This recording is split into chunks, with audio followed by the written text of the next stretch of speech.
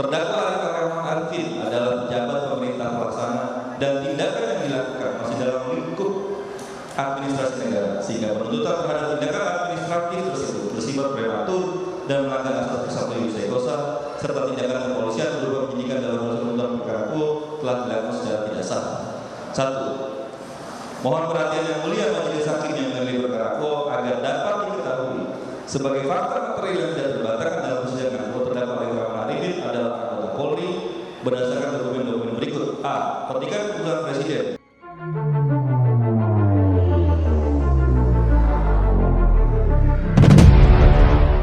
Terdakwa kasus obstruction of justice AKBP Arif Rahman Arifin menyampaikan keberatan atas dakwaan dugaan kasus obstruction of justice di kasus Brigadir J.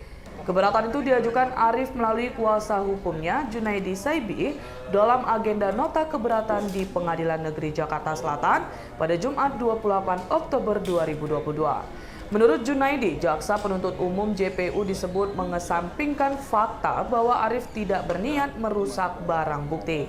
Satu di antaranya saat mematahkan laptop berisikan data rekaman CCTV penting di kasus kematian Brigadir Yosua Huta Barat alias Brigadir J. Junaidi menuturkan kliennya sengaja menyimpan laptop yang telah dipatahkannya itu ke dalam paper bag. Setelah itu dia langsung menyimpannya di jok depan kendaraannya seusai pulang menghadap Verdi Sambo.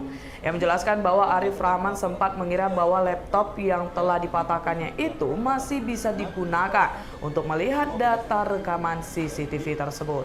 Ikuti terus berita menarik lainnya. Jangan lupa like dan share seluruh akun Tribun Medan. Dakwaan harus dinyatakan tidak dapat diterima sehingga surat berkas penuntutan harus dikembalikan.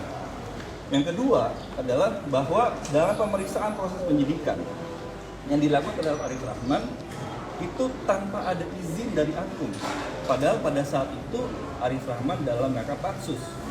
Dalam PP disebutkan dalam rangka pansus harus ada izin dari Akum, dan dalam BAP kita tidak temukan izin tersebut pada saat pemeriksaan Arif Rahman. Sehingga keterangan saksi, dia sebagai saksi, dan itu menjadi syarat di dalam penetapan tersangka sesuai dengan putusan MK 21/2014, maka itu menjadi tidak sah.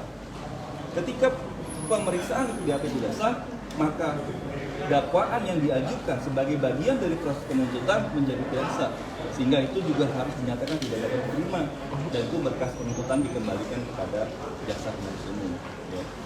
Hal-hal yang lain adalah ada beberapa fakta-fakta yang menurut kami yang disampaikan di dalam surat dakwah itu berbeda, bahkan seakan-akan itu adalah dirubah gitu, tadi nggak lengkap, sehingga ini akan menyesatkan publik ya dalam hal ini, atau juga penegak hukum, hakim di dalam melihat dakwaan. Sehingga itu kami lihat dari fakta-fakta, uraian fakta itu menjadi dakwaannya harus dinyatakan batal. Dirubah dari BAP ke dakwaan. Ya, jadi kan bikin dakwaan itu kan dari BAP, ya kan? BAP-nya tuh harus sama faktanya. Jadi kita mencari mana nih, ternyata kok beda. Perubahannya di mana yang paling signifikan? Tadi disampaikan ya masalah fakta tentang perintahnya, tentang niatnya, kesamaan pasal 45. Lalu tentang barang bukti, CCTV, DVR, salinan kopi, mana sih yang dimaksud? Ya, sedangkan kalau misalkan itu salinan itu nggak masuk dalam kualifikasi pasal. Dan dalam berkas kita nggak temukan tuh berkas penyitaannya. Di mana nih? Jadi dasarnya apa dia melakukan itu gitu. Nah, ini yang kita pertanyakan.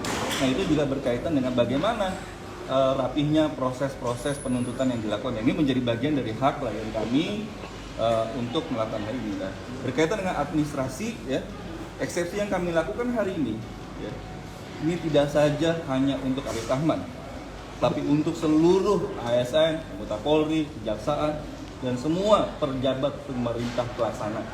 Ya, jangan sampai ada lagi pejabat pemerintah pelaksana yang dikorbankan oleh pejabat pemerintah di negara. Ya, karena dalam undang-undang pelayanan publik, pejabat pemerintah pelaksana itu nggak punya hak, dia cuma punya kewajiban. Kewajibannya apa? Tidak boleh menolak perintah. Dan kita sebutkan juga dalam Perpol, bahwa dalam Perpol dijelaskan bahwa dia tidak boleh melawan, tidak boleh menolak perintah. Yang ada dia wajib melaporkan setelah diberikan penugasan. Sekarang dia sudah melakukan itu semua, itu dianggap sebagai kesalahan. Nggak bisa begitu cara menariknya. Gitu. Nah ini yang harusnya ditarik, bahwa kalau itu adalah dalam proses administrasi, maka sanksinya pun administrasi. Tapi sebelum itu semua proses dulu administrasi. Ini kita ngomongin hukum acara nih, jangan lompat-lompat gitu. Ya, kalau misalkan ada pengamat yang bilang ini beda, aduh belajar lagi nih.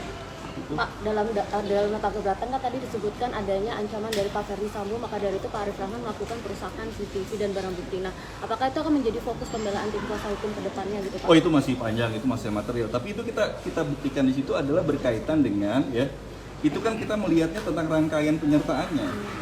Ya, harus dijelaskan nih penyertaan yang mana. Ya. Mekanisme penyertaan itu macam-macam. Dia turut serta melakukan, ya, disuruh melakukan. Kalau dia disuruh melakukan, ya nggak bisa ditarik dong. Yang ditarik yang nyuruh melakukan, ya. Atau dia memujuk melakukan, yang mana sih penyertaan yang dimaksud? Nah, uraian itu kita tidak temukan dengan jelas sehingga kita bilang dakwaan ini tidak terima. Itu Mbak. Ada lagi? Apabila nota keberatan nanti ditolak ke depannya, langkah apa yang akan dilakukan? Apakah akan fokus pada pembuktian dan kesaksian nanti Pak? Sesuai hukum acara? Ya sesuai hukum acara aja kita ya. Kalau nota keberatannya dinyatakan ya kita akan siapkan pembuktian, dan kita mengajukannya bukan kita takut pembuktian ya. Hak dong. Itu kita menjalankan hak ini ya, orang itu diajukan ke persidangan tuh ada prosedurnya. Nah itu di dalam asasnya tuh jelas ya, bahwa ini selain daripada substantif juga prosedural juga harus penting dilihat. Jangan sembarangan orang dibawa terus orang dikorbankan, sehingga ini hanya untuk menaikkan citra atau menaikkan yang lain sebagainya dari pimpinannya ya, dalam hal ini aparatur pemerintah penyelenggara, lalu dia dikorbankan. Jangan gitu, dan jangan sampai nanti ASN-ASN yang lain juga diperlakukan hal yang sama ya. Dalam beberapa kasus di beberapa daerah pun yang dilakukan oleh aparatur pemerintah pelaksana itu nggak diproses penyidikan, yang diproses itu aparatur pemerintah penyelenggaranya atau pimpinannya. Kenapa ini dilarikan? Kenapa ini didendaikan? Kenapa ini didendaikan? Itu jadi pertanyaan kita bersama. Ya.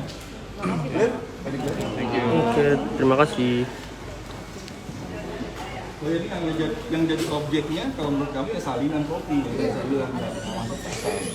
Ada ketidakkonsistenan dalam surat dakwaan untuk menjabarkan objek. Jadi mungkin masyarakat juga masih rancu dan masih banyak persepsi sebenarnya objek yang dipermasalahkan dalam surat dakwaan ini apa? Ini adalah salinan kopi DVR di CCTV DVR di komplek, bukan di dalam rumah, bukan di mana gitu. Jadi tidak ada tuh di dalam CCTV itu siapa yang membunuh, tembak-menembak, itu tidak ada. Dan yang dipermasalahkan di sini yang dinyatakan pertanggungjawaban kepada Arif Rahman itu adalah salinan fotokopi. Di mana di DVR CCTV asli? Di mana aslinya? Itu kan banyak tanya. Aslinya ada di penyidik Polres Jakarta Selatan. Salinan yang disalin di laptop yang dirusak oleh Betul. Jadi objek ini adalah salinan. Itulah makanya di dalam pokok persepsi kami, apakah bisa sebuah salinan itu langsung dihadapkan ke persidangan menjadi alat bukti? Karena di pasal 6 Undang-Undang ITE pun diatur harus bisa dijamin otentisitasnya. Jadi asas autentikasi itu menjadi penting. Namanya siapa Mbak? Marcella Santoso. Marcella Santoso. Terima kasih.